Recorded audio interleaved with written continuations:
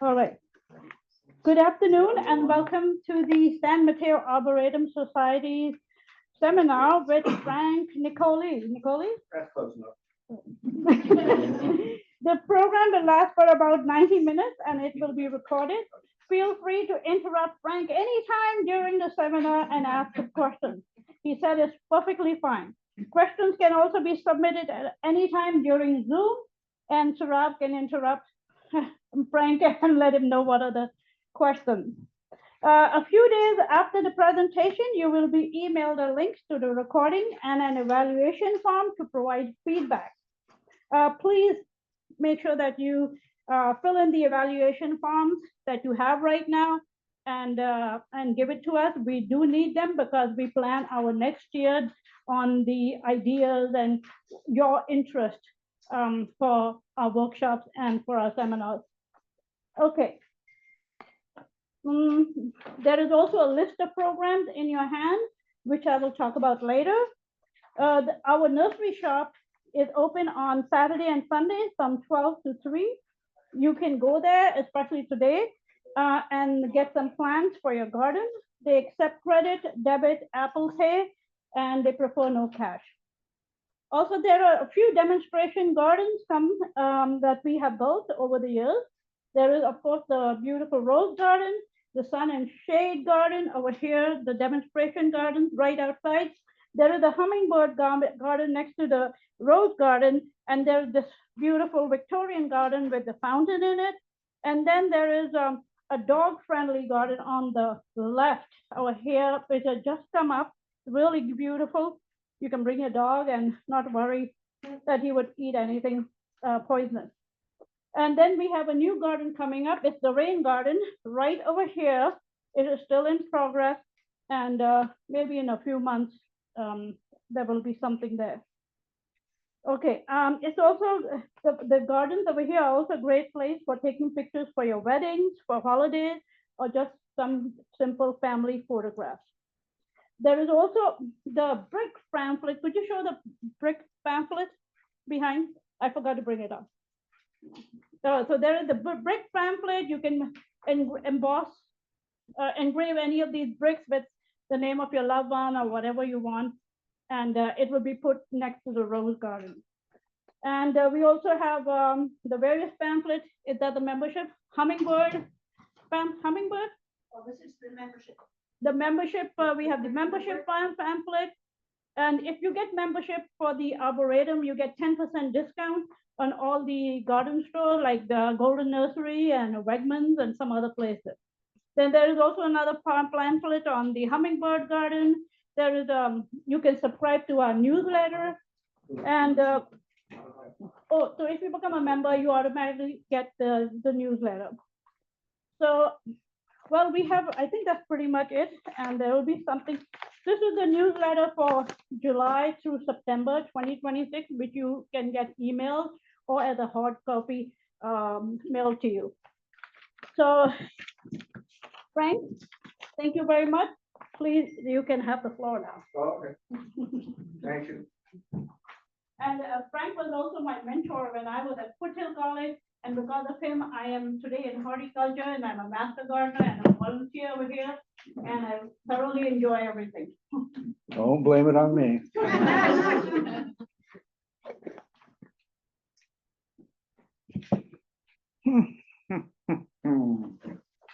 Afternoon, everyone. So anyway, we're going to talk about how to lose the lawn and design other stuff. I couldn't think of a name for this seminar, and I thought, well, this is good enough. So it's all about inputs versus outputs. Whenever you're doing anything in a garden, most people forget that when you select a plant and plant it in your garden, you are planning for your future work. Right. So if you put the wrong plants in the wrong place and it's not doing well, you're going to have to do a significant amount of inputs to get that thing to work. So inputs and outputs are key.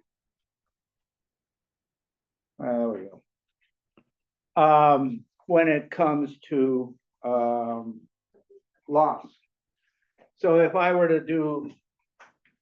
You have to move the mouse up in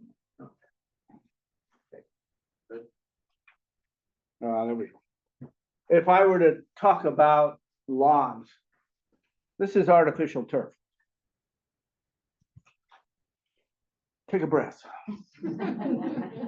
Does it produce oxygen? Nope. What does it produce? Carcinogens. And what wise person decided, no, we need to put this in our schools. We need to put this in our soccer fields. Because our kids aren't getting enough cancer. And after 8 years, I have a useless carpet. What do I do with that useless carpet? It goes to the landfill. So this is not a solution. Millbrae has already banned artificial turf. We're trying to get Burlingame to do it, and San Mateo should do it, and Foster City should do it, and Redwood City should do it. This stuff is garbage. The infill is carcinogenic. So take a breath. It's not from this stuff. When we talk about complex systems, can you move my picture up in the upper? There we go. There we are. This is a complex ecosystem. It has a number of oh, there we go. There. It has height to it.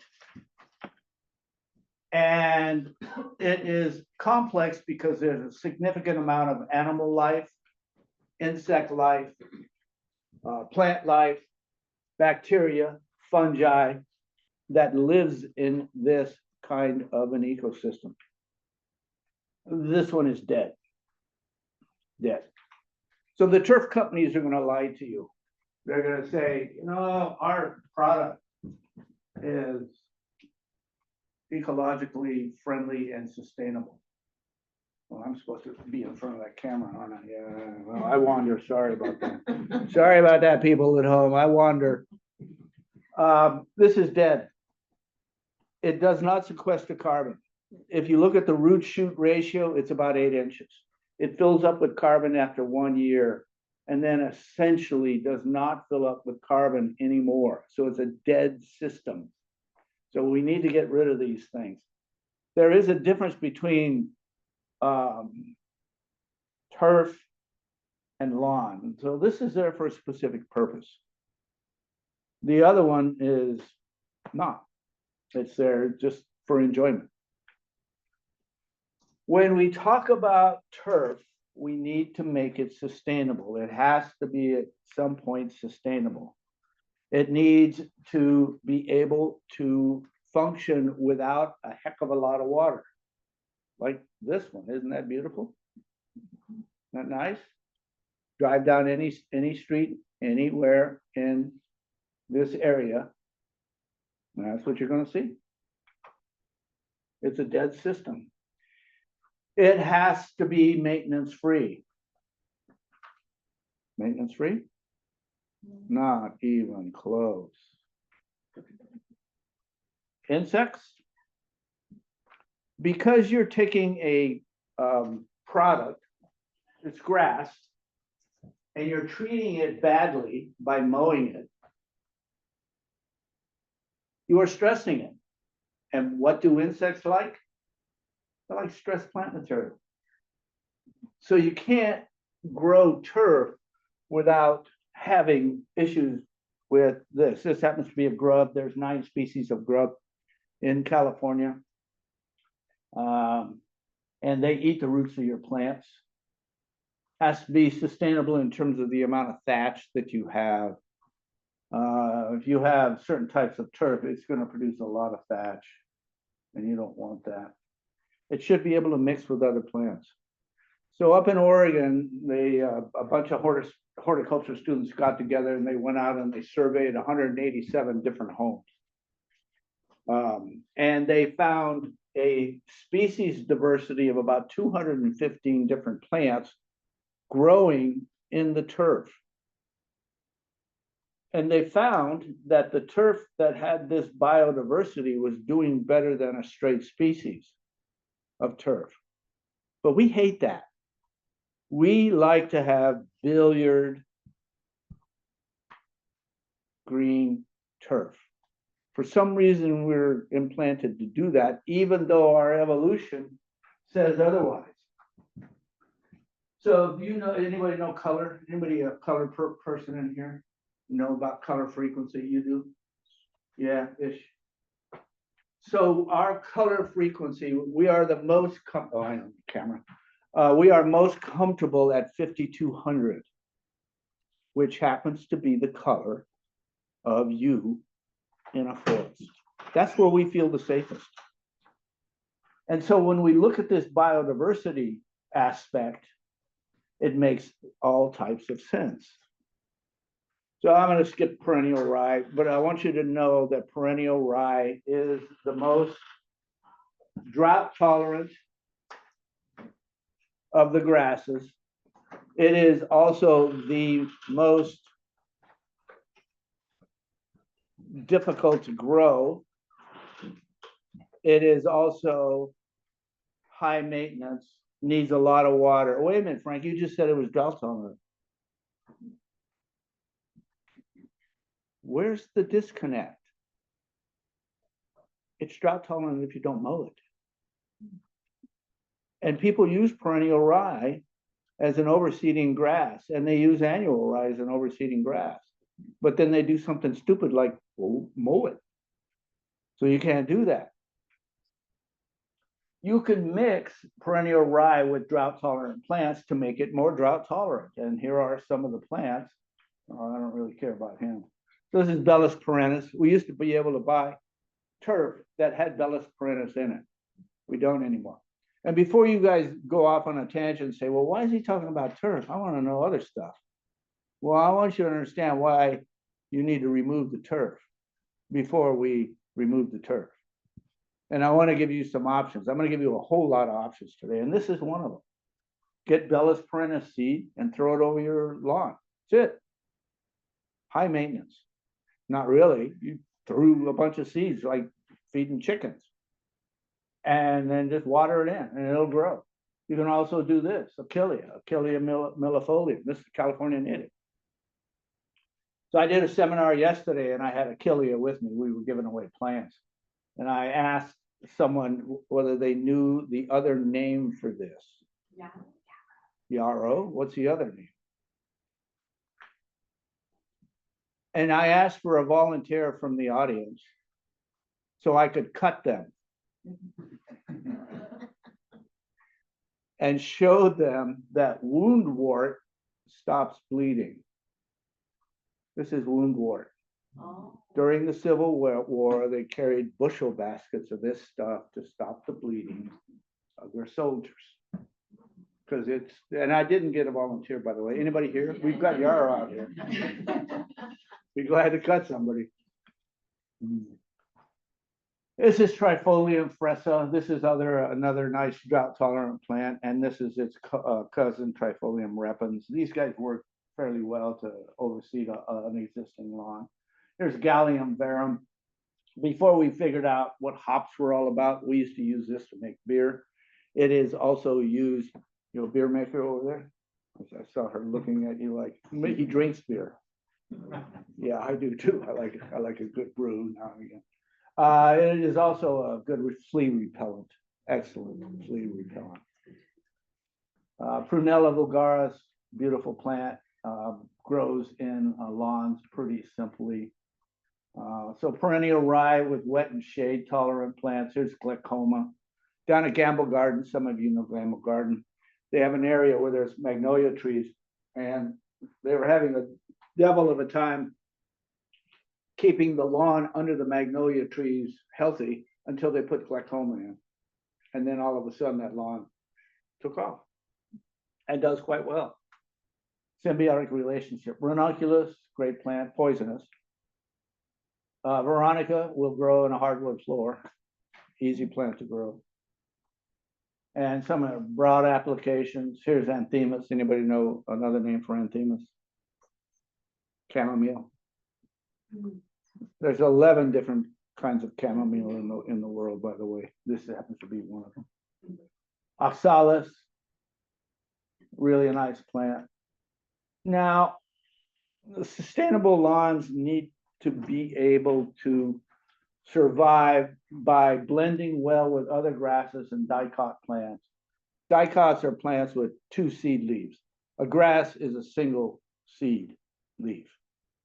So that's what a dicot is. Has the ability to persist over time, maintain adequate densities with modest amounts of water and fertilizer, and survive significant drought stress and produce manageable amounts of thatch. And so, Which of those plants are best, say, the ones that you were showing earlier? I don't want you to plant those. I'm going to show you better ones. Oh. Anybody read the Constitution? I wish our government would read it. Oops. Too soon? Nowhere in the Constitution does it say that you have the right to have turf.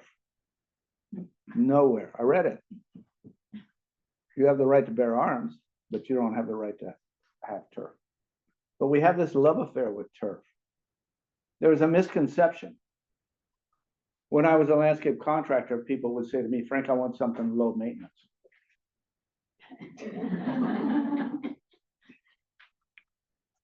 How about this, low maintenance? This is Bouchard Gardens. Do you know how many gardeners they employ during the high season? 85. Oh my God. Yeah, can you imagine the payroll? Yeah, 85 full-time gardeners to maintain this garden. Yeah, Gamble Garden. You guys have been to Gamble? You've been to Filoli? Yeah. How many people do you think they employ down at Filoli? 33. A lot of them are my former students. So, misconception. I want a lawn for my kids. Kids don't want a lawn. They want to be able to play. They want to get dirty. They want to be out there. I mean, there's proof positive. She doesn't want a lawn. She wants to be dirty. They want a place to hide. They want to do, she loves me, he loves me a lot. They want to play with flowers. They want things with color. They don't want turf. It's a misconception. They want color. They want to look at pretty things. There is a misconception that if you don't have a lawn in your yard, you're the weirdo.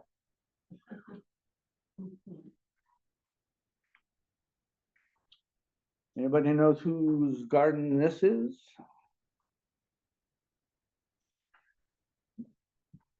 The apples. Yours. Who? Yours?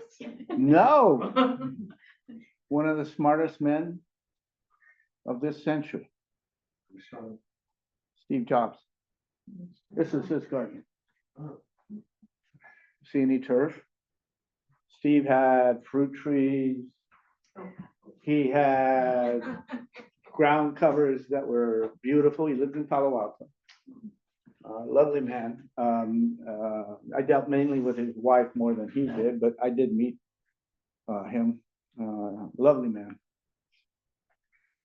So I want to talk about facts about turf. And one of the things we're going to talk about is water usage, pests, and diseases. And we're going to have 2 kinds of gardens. And these are real, by the way. I'm not making this up. So people down in Santa Monica, they got together and they thought, we need to analyze what is really going on with empirical data to see the difference between a typical versus a sustainable. And they got very creative with the names, as you can tell, typical and sustainable. Very creative. And what they did is they put together some definitions and characterized what they wanted: landscape design, pests and diseases, and water usage. And the typical garden was defined as plants that are customary or popular to include in the landscape. They're high maintenance. Anybody got $1? Give me $1. You got $1? Oh, give me $1. Or a 20. Or 100. Left all those alone. You can have 10. Well, okay. Okay. What's your name? Big Wes, Wes and I are in business together. We're gonna start a company. And this is his initial investment in this company. And Wes and I are going to be opening a place that has these kinds of plants. Typical plants. Plants that are customary or popular to include in the landscape. They're high maintenance, they're high water use. Wes and I own a water company, by the way. He doesn't want people to know that, though. He's kind of a quiet man that way. Optimum environmental conditions, in other words, they need perfect drainage, they need everything to be exactly right to grow. And they're more susceptible to insects and diseases, and they're non-native. Here are the plants that are in the typical plant list. Anybody recognize these plants? Yeah. Most of them? Majority of them? Yeah, yeah. Wes and I are going to be selling these at our store. And why are we going to be selling these in our store? Uh-oh, wait a minute. Ah, there we go. Because not only are we going to sell you the plants, but we are going to sell you the chemicals to cure this stuff. What kind of car you want to buy when you had a dream car, Wes? Yeah, I already have my dream car, which is? Triumph TR6. Oh, gosh, I had a TR6. You did. Yeah, way back in the day. Did it have the 9-speed overdrive? Mine had that 9-speed overdrive on it. God, that was a great car. That was a fabulous car. TR6 had 4-speed overdrives. That's right. That's right. It was a 4-speed overdrive. That was a long time ago. So we're going to be selling you these plants. Now, the sustainable garden, plants that are native, lower maintenance, lower water use, more sustainable, less susceptible to insects and diseases. And I'm going to show you the list. Here's the list. How many of these do you know? Do you know more on the first list? Yeah. Oh, that's not good. You don't want to take a picture of that. Yeah, I'd delete that picture. So these are the plants that were on that sustainable plant list. And the typical had a total of 13 plants. 11 out of the 13 were susceptible to pests. 10 out of the 13 were susceptible to diseases. 13 pests and 6 diseases were identified for annuals. 10 pests and 14 diseases were identified for turf. Wes and I are going to get rich. Because we're going to sell you those plants. Does anybody know who sells those kinds of plants in the area? Big box stores? Do they really? Unbelievable. Really? Huh. Somebody stole our idea, Wes. I know, we were this close. Sustainable, total of 20 plants. 5 out of the 20 were susceptible to pests. 5 out of the 20 were susceptible to diseases. 14 out of the 20 were resistant to both pests and diseases. Now I'm going to show you the houses. These are actually the houses that they did these landscapes. And they're side by side. They're in Santa Monica, California. And you guys are into gardens. And so when you see a beautiful garden, emote.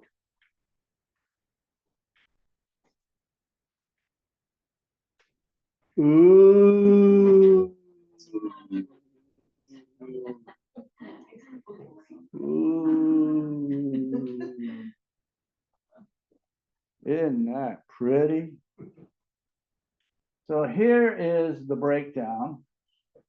Let's see, I want to go here. Yeah. Here's the sustainable garden. Here's the typical garden. Design cost $1,500 across the board. Demolition $4,100 for the sustainable garden. Okay, question. If I'm down at the car dealership and the guy comes out and says, I got a car here that gets 5 miles per gallon. And I got another car over here that gets 35 miles per gallon.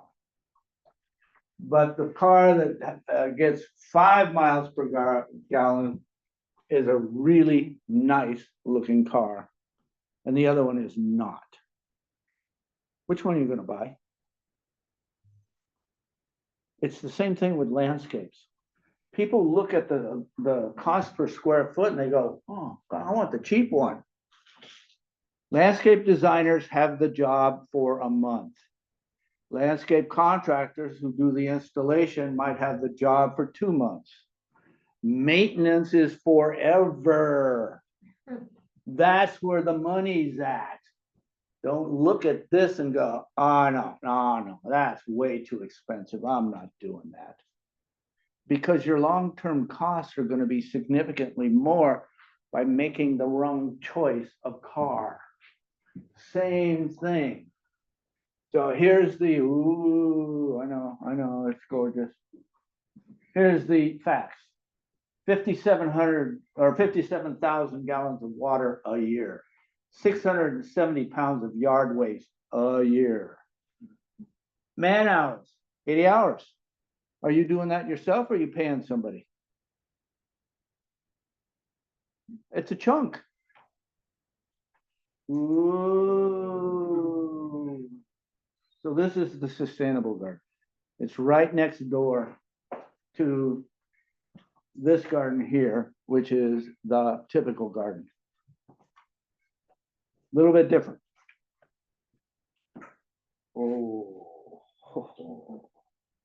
6,000 gallons of water a year, 250 pounds of yard waste, 15 hours. Which car do you want? That's the one you want. That's the one you want. Those are the facts. This is Santa Monica.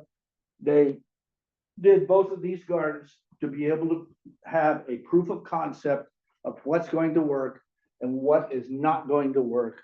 And they did it empirically. One of these jobs happens to be the police station. That's the police station in Santa Monica. It's one of those little police station out building thingies. And I don't know why they choose that, but that's their deal. So when we look at the money, if you were to put in the typical garden, you're going to be using a lot of water. If water is a nickel a gallon, you're going to spend, or you're going to be able to save about $2,000. I mean, you could take a nice vacation in Burlingame with that kind of money. Lawn reduction. A lot of people don't want to remove their lawns. I get it. So let's reduce them. So this is, we call these hell strips because nothing grows there. People get out of their cars, they walk through it. Dogs, everything in the world defecates in this area. So we took that out and put in shrubs. I know it's hard to see, but it's a big difference. I'm going to show you some better ones. This used to be all turf. They were joined. And we removed a big chunk of that and put in drought tolerant plants. Lawn reduction. Put in some boulders. Boulders are cool. You want to get boulders. Boulders add interest. And I'm going to show you some rain gardens on how they also move water and stop water from flowing. So these are California natives. This is a ceanothus right here. There's a Euphorbia cherryocris right there. Really, really a nice little planting. Way better than lawn. I mean, if you're going to go, ooh, this is where you would use that. I'm going to show you some better ones in a minute. This is another lawn reduction using very drought tolerant plants. Notice all the boulders. I think I have a thing here. I better not mess with this thing. These people had lawn all the way up to their sliders. So we came in, did a diagram for them, established a patio, and here it is. We gave them an entertainment area. We just reduced their lawn. We didn't take it out, but we reduced it. And we gave them a place to sit. There's a barbecue there. There's a nice place for an umbrella, a lot of container plants. It's so much better than it was. Beautiful brick patio. Lawn reduction. Just removing a chunk of that lawn and putting something else better. Sheet mulching, how many of you heard about this? Yeah.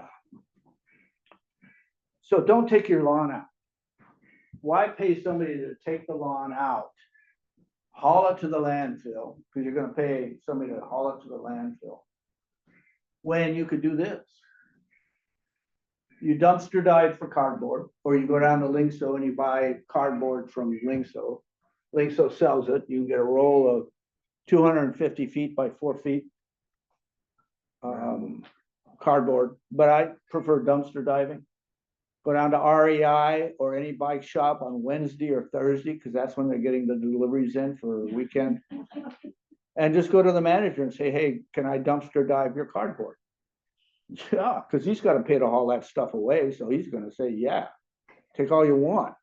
Don't get white cardboard because it's got a dioxin in it. Dioxins are used to dye it white. Dioxins are carcinogens. So don't get white cardboard. And then lay the cardboard down, hose it down, and then put chip on top of it.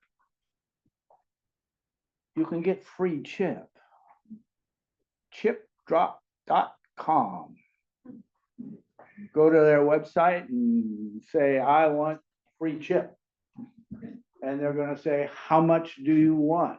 Because we're going to bring you a boatload. They're going to bring you anywhere from 8 to 14 yards. Yeah, I know, right? There's a weekend gone to hell. Co-op with your neighbors if they're going to bring you a big truckload of this stuff. Have them help you with this. And lay the cardboard down 4 to 6 inches. When's the best time to do that, Frank? Right now. Because when is fall planting season coming?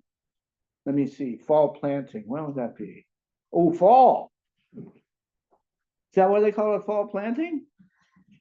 So if I sheet mulch now, I can wipe out that turf. The soil organisms are going to eat the turf for me. Your soil is dead, dead, dead, dead. By doing this, you're going to build soil. You're going to be amazed when you start planting and go, my God, look at this soil. This is fabulous. Why is it fabulous? Because you're feeding the soil organisms. There are tons of fungi in this, and turf by its very nature is bacterial and it likes to be in a bacterial range. By dumping all this chip on there, you're taking up into a fungal range, which is what your California natives need to survive. They do not like bacterial environments. They won't do well with them. So you want fungal. Chipdrop.com. If you're planting the same day, and a lot of people will do that, they'll plant exactly the same day. So here's your turf, cardboard, chip in here, and here's your new level. So make sure that you're not putting this down at the old level because you're going to kill it, and you don't want to kill it. Can you use the chips as fill? You can. Yeah. So as long as you're getting proper irrigation, those chips are going to feed those plants. The roots are going to have a tendency to go down into the soil, but you're also going to get root intrusion into the chip itself if there's adequate moisture, and there should be. And do you turn off your sprinklers Or do a drip system. Thank you for that segue. So you can do a drip system. I like Netafim, Netafim is a great product. Israelis developed it to grow vegetables in the desert. And they grow miles and miles and miles and miles of vegetables using netafim. You can get go to the netafim website. They have a calculator there. They have all types of layouts. They give you tons of information on how to do exactly this. If you have Bermuda grass, and Bermuda grass is characterized by this helicopter type seed head, then you need to double sheet mulch. You need to go north-south with your cardboard, east-west with your cardboard to get this stuff under control, because this is a beast. Yeah. I have seen people getting goats to eat grass. Would that help or does it not help? No. I want the soil organisms to eat it and turn it into nutrients for my new plants. Okay. Yeah, I don't want goats hanging around my front yard. I'm the only old goat in my front yard. Let's see. Yeah. So this is a good friend of mine. Her name is Marcy. She is sheet mulching this area. It used to be all turf. She's got a roll of cardboard here. She's laying it all out. This used to be all turf. And I'm going to show you a lot of pretty pictures that Marcy and her partner Heather did. Brought in boulders, some very interesting plants, and sheet mulched and planted within the sheet mulch. Laying out all the plant material. Nice sidewalk, soft set. And this is kind of sort of how it looked after. Much nicer. Turf was having nothing but problems. You can see all this moss growing here everywhere. Well, that's what was happening with the turf. It was just too shady, so it was doing terribly. What's a good place for rocks? Well, I think so.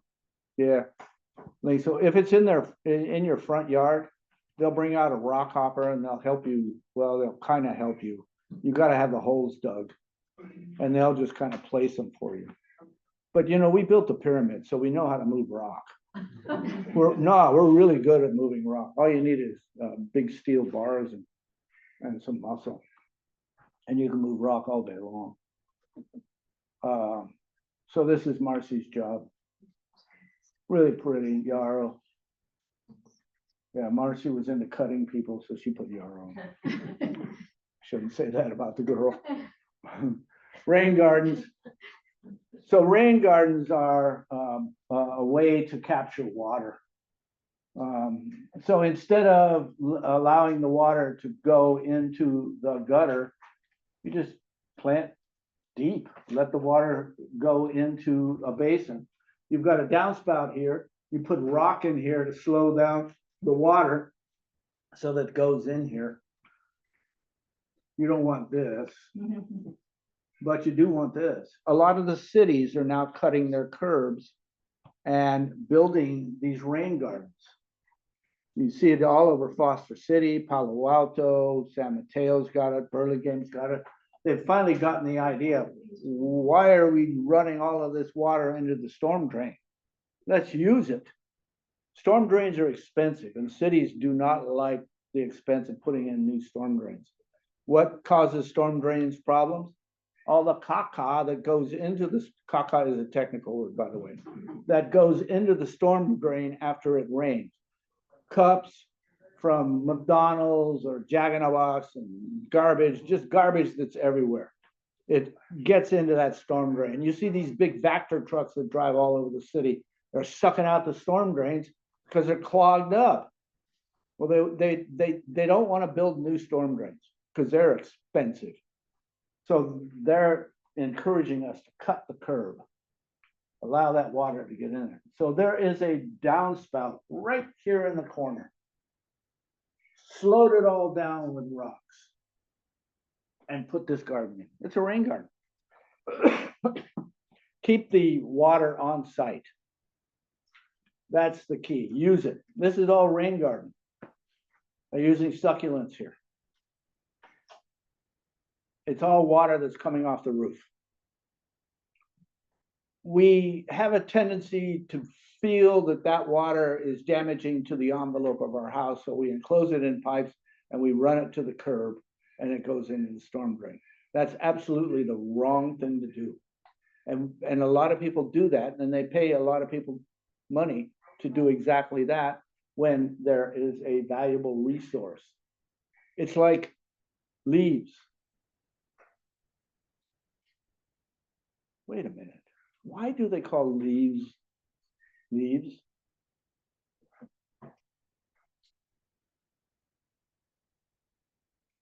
Don't blow it. Leave it alone. Leave it in place. Leave is gold. So is rain. Rain and leaves combined in this garden will make a gorgeous garden. Engineers like to rake leaves and haul them to the dump. Don't be an engineer, be an artist.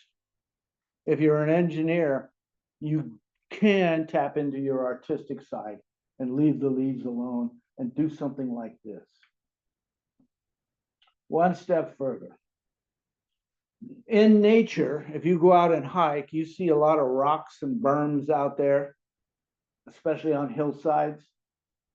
And you'll notice that where the rocks and berms are, that's where the plant material grows its best. Why? Because the water is getting slowed down and it's being allowed to percolate into these areas. So let's borrow from nature and go down to Lingso and get us some big rocks and put them in our garden. So this one is all, well, used to be all turf, and we mounded it up, brought some rocks in, and planted it. I don't know, this or this. I kind of prefer this one. This is all turf, useless. They didn't have a backyard. We brought in these pavers, built these walls up, terraced it, brought in soil, gave them a place to sit, gave them a beautiful garden to look at while they're out there having their coffee on Sunday morning. This is all turf, gone, way better. Same garden. I'm going to give plants here in a minute, in case some of you are wondering. Same garden. Yeah. Is there a better alternative to mulch? Is what? Other than mulch, what are the options? I don't like the look of mulch. My dogs don't like wash. Compost. Just compost. Yeah, you can do compost. Why don't you like the look of mulch? I don't know. Just not very dry sometimes. You can use gravel, rock. Rock is really a great mulch. You can also use plants, a living mulch. Living mulches are the best mulches that are out there. So go ahead, I'm sorry. That's okay. Go ahead. So a lot of people lollipop their plants thinking they're doing the plants a favor, and they shouldn't. They want the plants to spread out because that becomes living mulch. It's going to shade and keep the weeds from coming up. So living mulches are the best way to keep a landscape well irrigated and weed free. I happen to like weeds. I don't like the word weed. Where did it come from? It's a very negative word. It is very negative, right? We need to label native. Yeah. Well, we like to label things that we want to kill. So during World War II, we labeled things we wanted to kill. Vietnam War did the same thing. And so we do that with plants that seemingly don't have any virtue. Who do you think named them? Monsanto, DuPont. They named them weeds. And so we react to that when we shouldn't. So from now on, they are no longer called weeds. They're herbes sauvage. You can't use that word again. It's herbes sauvage.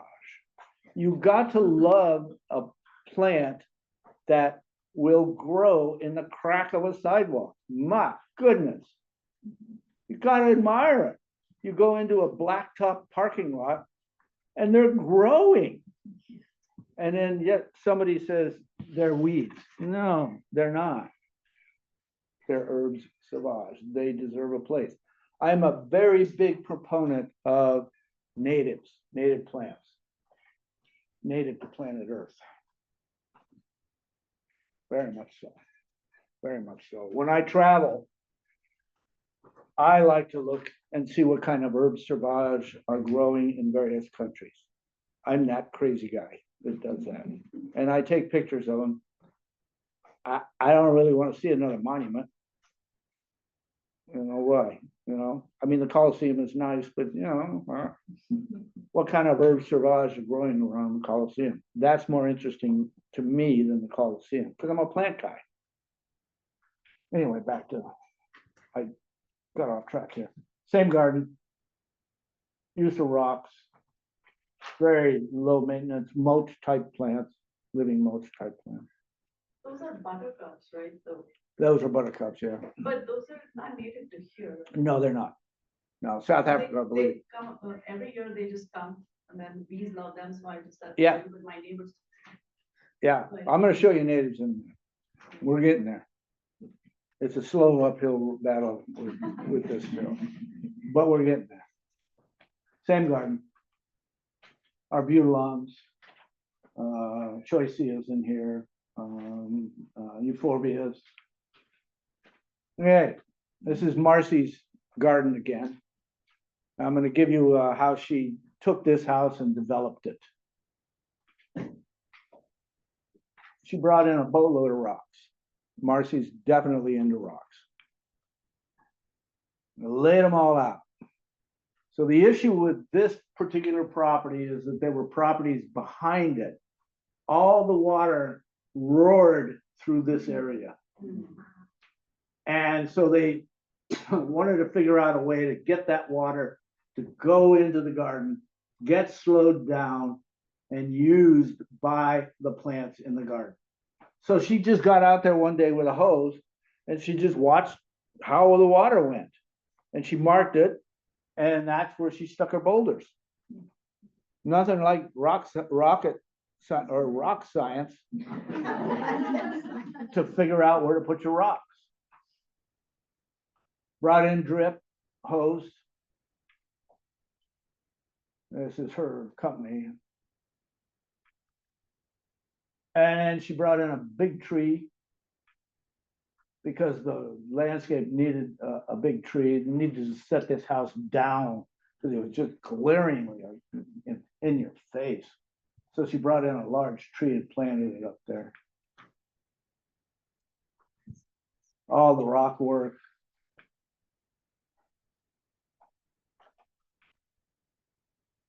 I'm gonna skip this. I'm gonna skip this one too. And this. I have a quick question regarding the tree. Yeah, Is there a standard how far the tree should be from the house because of the root problem? depends on the tree. So certain trees, podocarpus, for example, I would not put anywhere near concrete. It eats concrete for breakfast. Liquid ambers do the same. Magnolias do the same. Depends on the plant. So you can get small California natives, for example, like Cercis occidentalis, which is the western redbud. No root intrusion at all. 15 feet of tree, beautiful. Oaks, deep, deep, deep. They're not going to mess with your foundation. Yeah, yeah, I attended a seminar on a fire whiting department, yeah. and they were saying that the firemen were saying you have to keep your plants about a foot away from the house, or like 3 feet away from the house. 5 feet. 5 feet, something, yeah. Yeah. Yeah, so yeah, fire is different. So this is how the house turned out. That's not the same house. Yeah, it is. There's the tree. Oh, on That's The other side. Yeah. The neighbors. What kind of tree is that? Could you tell me? It's a maple. Yeah, it's a big one too. Are the maples native? I've seen them in a lot of gardens. They look nice. Maples are good trees. They're not California natives. There's two California natives. There's Acer cercinatum and Acer macrophyllum. Acer macrophyllum is going to get 60 feet tall. Acer cercinatum is a replacement plant for Acer palmatum, which is the Japanese maple. The Acer cercinatum will do in areas where you have problems with Japanese maples. So Japanese maples is subject to verticillium wilt. And if you've got verticillium, it's gonna kill that maple. But Acer saracinatum is not susceptible to verticillium, so a lot of people are putting that one in. So the California native is a good choice. What do you think? Low water plantings. Euphorbia, gopher spurge. Not a California native, but a tough plant, and gophers do not like it. What do you think? Ooh. Oh, wait. Big change. Ooh. So that's the sawgrass right on the left, or is it? It's a product called Nomo, and it's put out by Delta Bluegrass. And it just grows tall. You just let it grow tall. Tough grass. Ooh. Way better. Cortan steel, big ledgestone. I mean, she loves rocks, so she goes nuts with rocks. Ooh.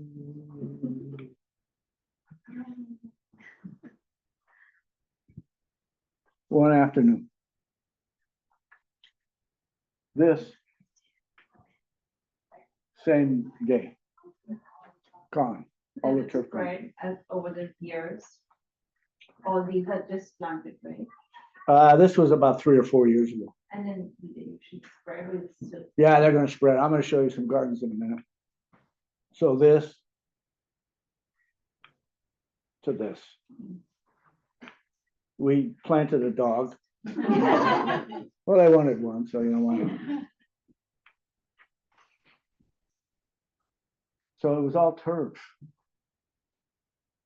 In terms of return of investment, Forbes did a survey on return of investment on bathrooms, kitchens, landscape. Anybody have a guess? How much is the return of investment? Any real estate people in here? Yeah, return of investment on the kitchen. Over 100%, What about a bathroom? over 100%. What about a landscape?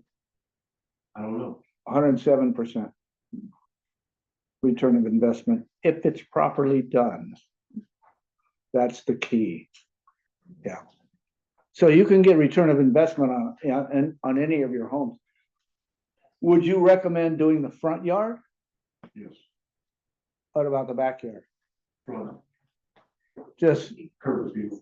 curb appeal. The Yeah. backyard, they're gonna change to fit their family style. And you want to give them something that they can do themselves. Absolutely. Yeah, Francesca, you had a question? How do we know that what would they do it correctly, the landscape to be done correctly? What would correctly be? I mean, something like this, or would it be like, what would it correct? I mean, you use the term correctly or something. So what Well, would- hiring a professional. Okay. So you're not gonna go down to big box and pick up a couple of the boys there, a couple of the lads and bring them to your house and have them do the landscape. That's not the way to do it. Get a decent landscape designer. Talk to the master gardeners, look at other landscapes and figure out what they're doing. Go to the CNPS websites and see what kind of designs they have. And then emulate them, figure out how they did it, how they're irrigating it. This is all irrigated by drip, by the way. And this is very low maintenance. There's probably 15 hours a year on this to maintain this. It's nothing. This to this. This is 6 months later. So to your question, does it grow in? Yeah, it absolutely does. 6 months later. Wait, can you see the first picture again?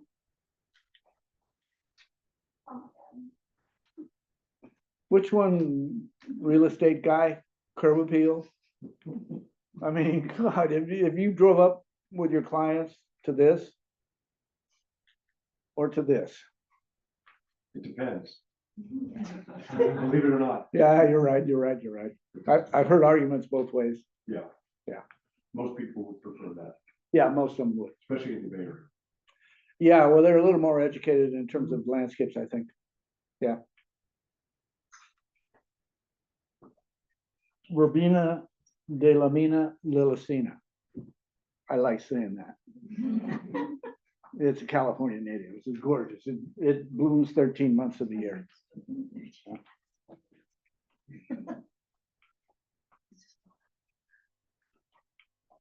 Rain garden. Downspout over in the corner, picking up the water, carrying it through. Simple, real simple. This dug a swale, fill it with rock, all kinds of different kinds of rocks. Simple. And right here, hitting the curb, waters keep in there. This, laying out the plants. 6 months later.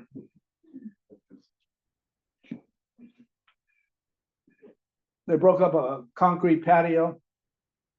Used the concrete to make another patio. This is called Urban Height.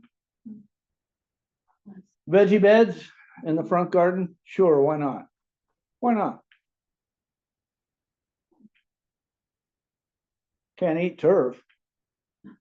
There you go. This is a house in Palo Alto. Lawn to veggies. Freedom lawns. Just buy bulbs. Plant bulbs. Daffodils. Ornithoglums. Any kind of bulbs. These are tulips. Tulips don't do well in our area, but I like the picture. There's actually a website called freedomlawns.com where I scrape these pictures. So this is Achillea again. It is a great plant. If you have one plant in your garden, that's the one you should have. It is such a giving plant. It blooms. It's easy to manage. It's just a great plant to have. So I'm going to show you some California natives. I get this all the time. Oh, Frank, California natives are ugly. What's the big issue with California natives? Improperly installed, improperly maintained, and they die. So I was at a project up in Portola Valley. We were doing a big house up there. And I saw this garden janitor up there rototilling compost into an area that they were going to plant California natives. So I knocked on the homeowner's door and I explained to him what was going on with this. And of course, he didn't believe me. And about 4 months later, everything died. He had my business card and he called me and he says, Frank, do you remember me? Oh, sure. Yeah. I don't remember. And so we went up there and did a proper installation of a California native garden. So these are all California natives. This is Clarkia. This is a low grower. It grows about 8 inches tall. Great pollinator plant, sometimes as much as 14, but usually around 8. Erigeron glaucus, this happens to be Wayne Roderick. So Erigeron glaucus is usually a white flowered variety, but the Wayne Roderick is this beautiful, I'm colorblind, so what color is this? Mauve. Did somebody say mauve? Mauve does not even exist in my vocabulary. Mauve.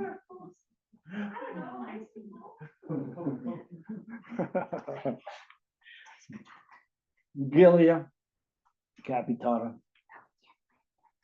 Here's PCH, Pacific Coast irises.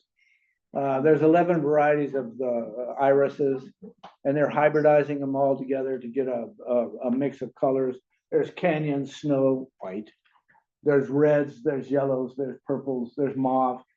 I'm sure there's mauve up there somewhere. Lupins, gorgeous. You can start these from seed. Larner's seeds, LARNERS MOUSE, Larner's. Are these natives easy to start from seed? Are these natives? Are native plants like lupin, are they easy to start from seed? Oh, yeah. Yeah, in fact, if you go to Larner's, they have a booklet that will, that you can get from Larner's that teaches you how to start from seed. You got a greenhouse out here, no brainer. I always see lupins in the elevation, like when we go Yeah, up to the mountains. you and do. everything, They just grow everywhere. Everywhere.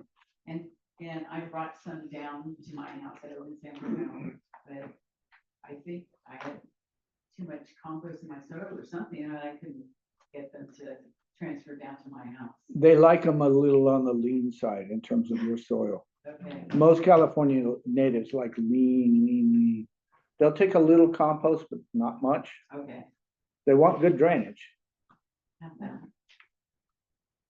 Mimulus guttatus, sticky monkey flower. We have to Do we what? have the red, vibrant ones. Probably a Rontiacus. Shake your head. Yeah. This is Cicericium californicum. This is yellow-eyed grass. I wonder why they call it that.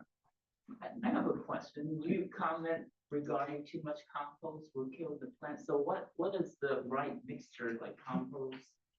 It depends on your soil. If you have heavy clay soils, I would add on a 1 gallon plant about 5 ounces, 4 or 5 ounces, not much at all. If you've got heavy clay soil, I would rather add rock in there in the backfill mix, either volcanic rock you can get cheap at Linkso or quartz, either one, improve the drainage. Yeah, so not a huge amount of compost for California natives. And don't touch the roots. Everybody thinks that they need to massage the roots. They don't like that. They do not like to have their roots massaged. How about fruit trees? Do they like compost or What kind? fruit trees? Yeah, fruit trees do like compost. They're heavy feeders. Yeah, especially citrus. Yeah, citrus are heavy feeders. Here's Berberis. This is the Oregon grape. Even though it is a California native, they have yellow roots. The Native Americans used to make a dye out of the yellow roots. Gets a grape. It is edible, but it's really kind of mealy. Some people make jelly out of it. Well, not my cup of tea, jelly-wise. Calycanthus, if you need something that's 6 feet by 6 feet, and it's covered with these kinds of blossoms, here's your plant. It smells, has a fragrance to it. It really depends on your snifter. Some people smell wine that's been left out overnight. Others smell spice.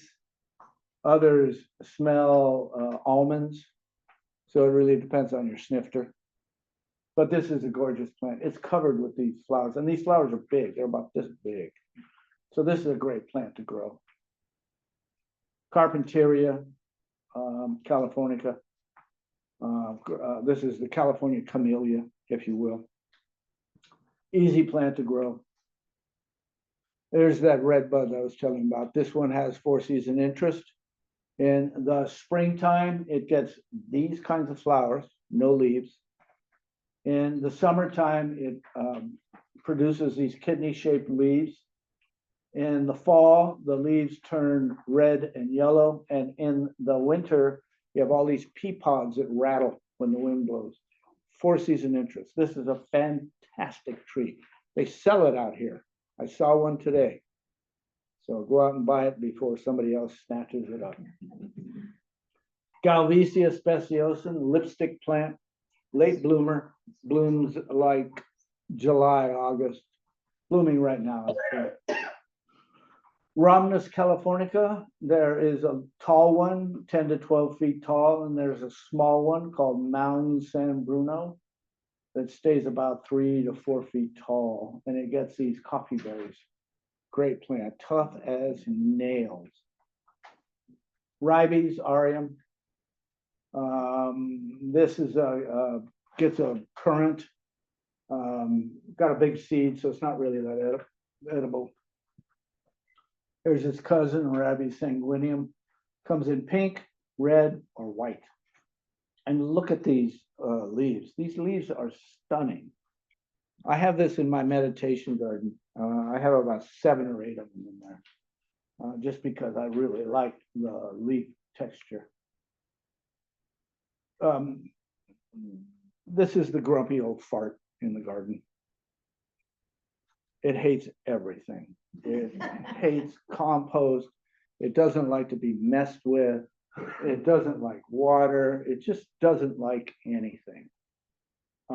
You plant 5 and want to live, but it's worth it. This plant produces these woolly blue flowers that are stunning. So if you can get one to work, it's worth it. So I would suggest getting them in 4-inch and planting 4 or 5 of them and just see how well you do. I had one in my backyard. I went back there one day, gone. I was so disappointed. So I'm gonna replace it. Lonicera, nice little plant. Here's Rusovata. This is called sugar bush because these have kind of a sweetness to them. It has a cousin called Rus integrifolia. The seeds taste like lemons. So the Native Americans used to suck on the seeds when they were out hunting to stimulate saliva production. Arctostaphylos. So the key with Arctostaphylos and Ceanothus, which is here, is you buy the plant to fit the space. If the plant says it's going to grow 8 feet by 8 feet, don't put it in a 4 by 4. It's easier just to kill it right then and there because you're eventually going to kill it. It does not like to be pruned. It gets what is called twig dieback, which is fatal. So you match the size to the plant, not the plant to the space. In terms of, oh, I like that denim blue one. Well, it gets 12 feet tall, you jerk.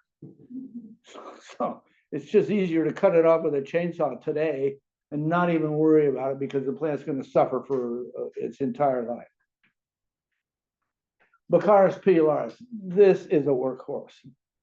You've got a hillside where you need it to hold that erosion control. This is your plant.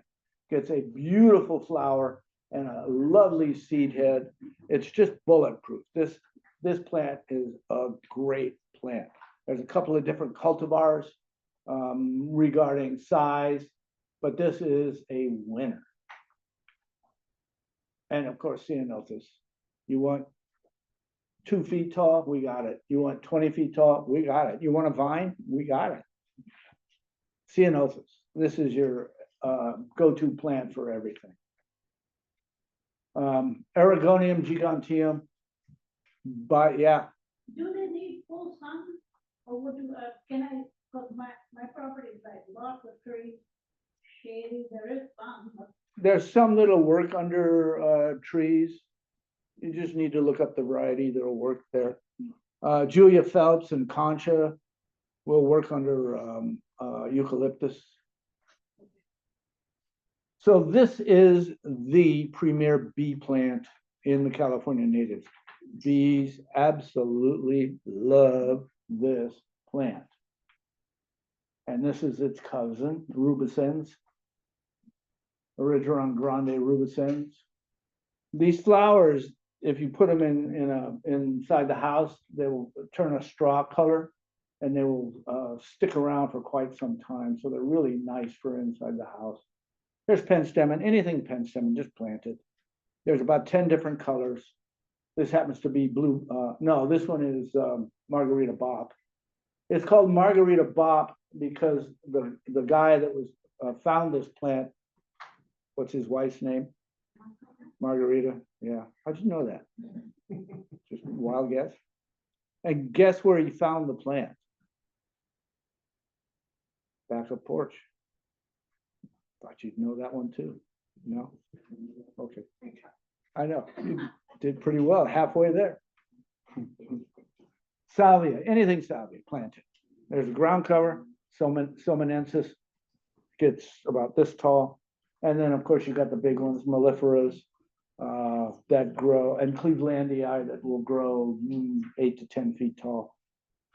These flowers are called verticillasters, and they're fantastic. Bees love them. Hummingbirds go nuts so crazy over these things. They just love this particular plant. Sisyrinchium bellum, this is blue-eyed grass. Blue-eyed grass just kind of shows up one day and then just disappears another day. So right around April, I'll go out into my driveway and I'll be like, huh, look at you. And then a couple of months later, it's gone. But it's so well worth it. I have about 20 of these in my front garden, and I just love it. It's covered with these beautiful flowers. It's just a great plant. Zauschneria, I just like saying the name. It's a light bloomer. August, September, October, November, it blooms. Hummingbirds absolutely go nutso crazy for this one too. Dendromicon, if you want to bring in the beneficials, this happens to be a syrphid fly. Dendromicon is a good one to have. 6 feet tall, yellow flowers. Oenothera, nice little ground cover. Romnea culturi, love it or hate it. If you have it in your garden, you better love it because it's going to eat up some real estate. It spreads like crazy. There's a reason that Caltrans puts these up on the freeways because it eats real estate and it blooms. In fact, it's blooming right now on 280. If you're up near Kenyatta Road, there's some there. There's some down by right past Page Mill. There's some over there. There's that salvia again, Salvia clevelandii. Birds love it, bees love it, hummingbirds love it. Aesculus californica, this is the California buckeye. Our native bees will pollinate this. It's poisonous to the European honeybee. They don't go near it because it's poisonous to it. That's a tree. That is a tree. Yeah. And it'll get big. It'll get 30 feet tall. There's a stunning one down at Striving Arboretum in the native garden down there. If you're looking for a good example of what this will be, there's a stunning one down there.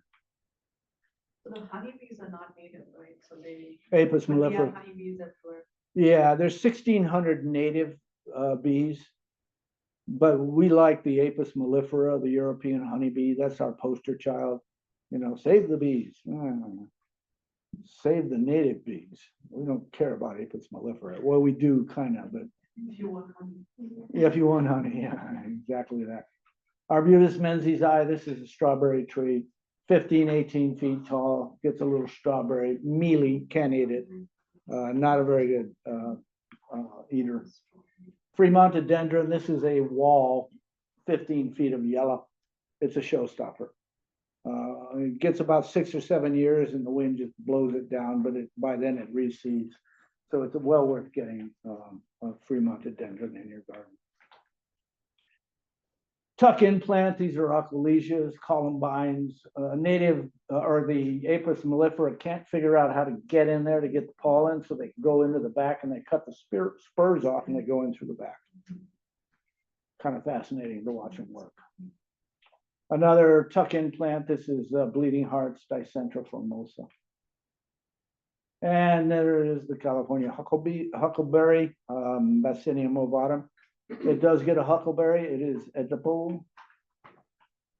Aristolochia, a vine that will travel for thousands and thousands of miles. If you go down to Striving, they put one near the water and it is traveling about 300 feet so far. And they're letting it because there is a butterfly that likes this one. It's the Mission Blue Butterfly, Bottas Philonor. So if you've got a chain link fence and you need a California native, this is the one. Toyon, Christmas berry, gets these beautiful flowers about September, October, and then red berries around Christmas time. And then Prunus ilicifolia and its cousin, Prunus lioni. This one is a little on the rough side. It's a great barrier plant. This one's a lot softer. They are laurels. So if you are allergic to laurel flowers, this is not one that you want. These are also called migraine plants. So these will trigger a migraine. So if you've got a neighbor that you don't like who is subject to, shouldn't say that, should I? Artemisia californica. You smell this one before you see it. So if you're out hiking and you get that smell, it's like, that's it. Artemisia californica. Dendromicon, another tuck-in plant, shooting stars. Great plant to tuck into a garden. Mimulus orontiacus. This is jelly bean. This is the cultivar jelly bean, great plant. Holodiscus, this is another fragrant plant. This one does really well under redwood trees. It likes redwood trees. It smells like old newspapers, but it's not bad. You know, I don't think it smells bad like old newspapers. It smells like good old newspapers. I don't know why. I like it. Depends if you like newspapers. Yeah, exactly right. Yeah. Lepicinia calycina and Lepicinia fragrans, two Lepicinias. Gets about 5 feet tall with these nodding flowers, smells like sage. Easy plant to grow. It's bulletproof. It's just an easy peasy plant to grow. Ribes speciosum, they call this the ballerina plant. It's another one of the ribes. Anything ribes planted. Symphyocarpus, one of the few plants that has white berries. Great plant. And this one also grows quite well under trees.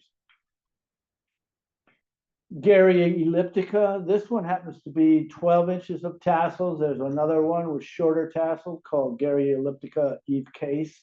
They have 4-inch tassels, but great plant.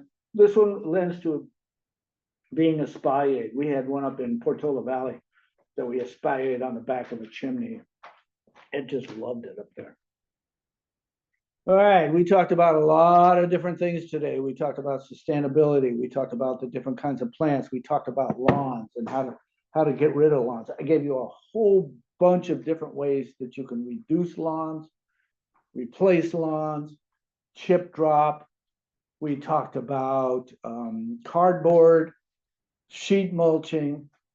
I'll tell you a little story about sheet mulching. I had this student, her name was Donna.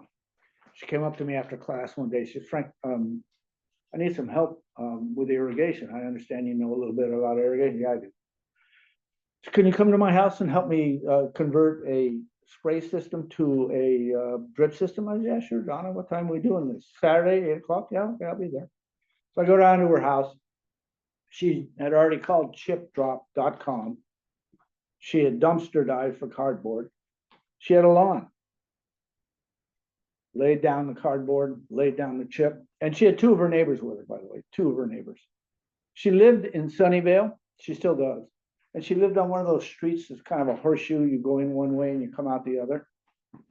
There's about 22 or 23 houses on that block. And so the 2 neighbors helped her sheet mulch, lay down the cardboard, the mulch, and I was working on the irrigation system, got a drip system up and running. 11:30, we went in the house and had lunch. Her mother was visiting from Japan, fed us. I don't know what we were eating, but it was really delicious. And we went back outside and planted.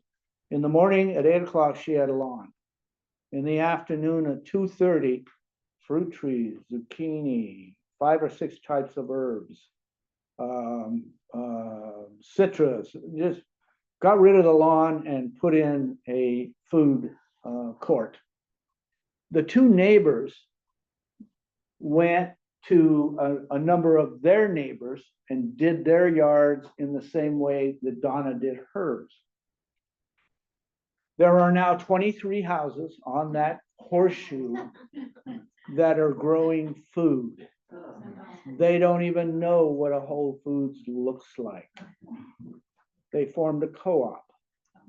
They're buying all of their seed at discounted prices. They meet a couple of times a year to decide which houses are going to be doing what. You talk about real estate curb appeal, you go down this street and it blows you away. The diversity and the beauty. What street is that? I'm not gonna say. There's some places in Palo Alto would give you like a tour. There are in Palo Alto, yes. Like there are. Juanita, I used to know her. Oh, Juanita Salisbury? Yeah, I know Juanita. Yeah, I haven't talked to her in quite some time. So when we talk about sheet mulching, it works. So there's a lot of different concepts we talked about today. What my goal as a speaker is, I want you to take one thing home, and I want you to do one thing this week, one, and then do another thing next week, and then another thing the week after, until you get all the things done that you want to do with your garden. You don't have to come in and blow the whole garden out and do it all in one day. You don't have to. But as long as you continue to do 1 and 2s and 3s, you're going to make that garden much more sustainable. You're going to use a lot less water, and you're going to be a lot happier with it. I guarantee that. Any questions? Yeah. What's your thought on filter fabric? I don't like filter fabric because it kills the soil. They use the wrong stuff. They use the stuff that doesn't allow the water to go through. And what do the weed seeds do? They grow on top of it. So it really doesn't work that well. It just kills the soil. Thank you, Russ. I appreciate it. Would you use it on the backside of the dry stack wall? I would, yeah. There's certain locations where I don't want anything to grow. I would use it. And it keeps soil back? Right, away from the garage itself. Yeah. Other questions? Yeah. Are some of the plants toxic to pets? Yeah, but pets aren't that dumb. They're not gonna eat it. What about like if you have a home up in the hills where there's deer? I mean, would the deer eat? Some. A lot of the California natives are deer tolerant. And if you go to the CNPS website, there's a list of all the deer tolerant plants that are on that website. What websites are? CNPS.org, California Native Plant Society.org. Okay. Great website. Yes. Do you have any advice on gophers? Like what natives Ugh. know gophers?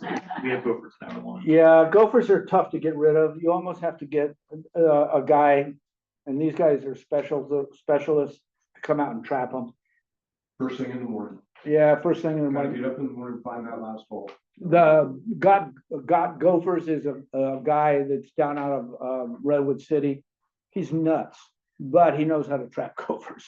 I mean, he likes showing them to you. He'll come into your door and he's nuts, but he knows how to do it. Less likely to be eaten by gophers? A lot of them are because they have a tough root. There are certain plants like euphorbia, which is gopher spurs. They don't like gopher spurs. They don't like daffodil bulbs. There's a lot of plants that they don't like, but that's a list. And CNPS does have a list. Does the NPS have a list of consultants or designers or landscape? Yes, they do. Folks that Yeah. you would recommend calling back? Yeah, and I have a card for a woman who's a real good designer. I think I have her card. Let me see. No, I do. If you want to call her, she's really good.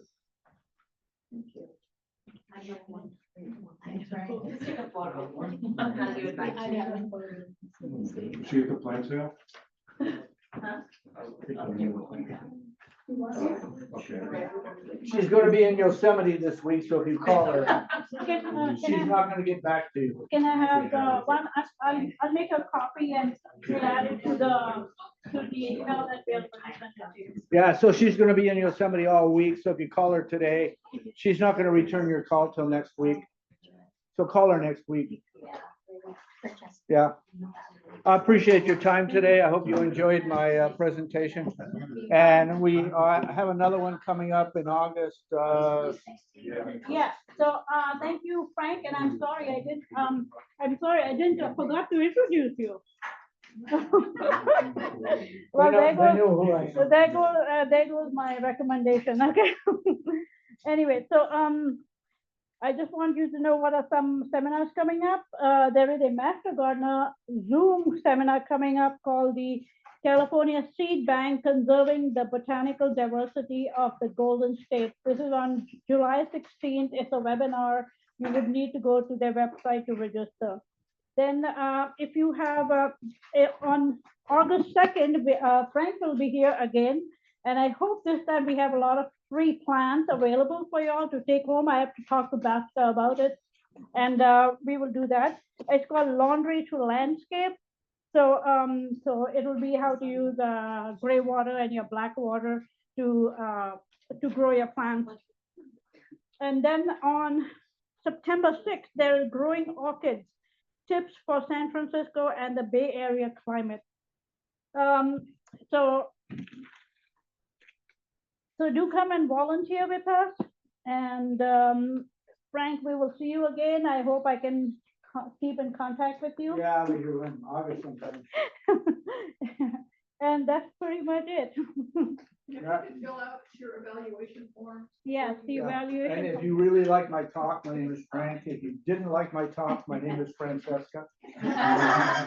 Yeah, it was really confusing because we have the same initials, Frank, Yeah. Niccoli, and Francesca Nayogi. So I put my initials on my email as FN, and so like, who's sending this email? Exactly. Thank you, everybody. Thank you.